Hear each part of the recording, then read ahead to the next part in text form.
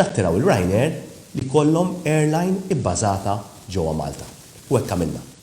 Dan huwa l-ħidma tal-Gvern, dan huwa l-ingenuity u l-innovation li aħna noħorġu biha biex il-pajjiż jibqa' jimxi l-qudiem. Huma 40 il-ħaddiema tal-Malta Air li mill-ewwel ta' Jannar se jkunu tilfu ħobżhom 40 cabin crew li spiċċaw essenzjati wara li fallew it-taħdidiet li kienu għaddej mal-General Workers Union.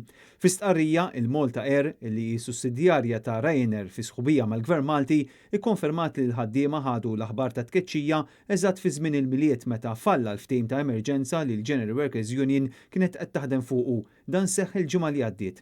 Il-ftehim ta' emerġenza kien jaħseb għal pagi aktar modesti għal cabin crew u garanzija ta' paga li kellha tiġi reveduta fi żmien 3 snin.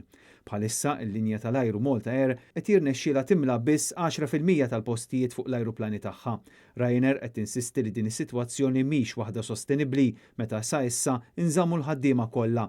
Kien għalhekk illi ġie deċiż li mill-ewwel ta' Jannar jitkeċċew 40 cabin crew illi kienu jaħdmu mal-Malta Air. Dan kollu huwa good news għal pajjiżna.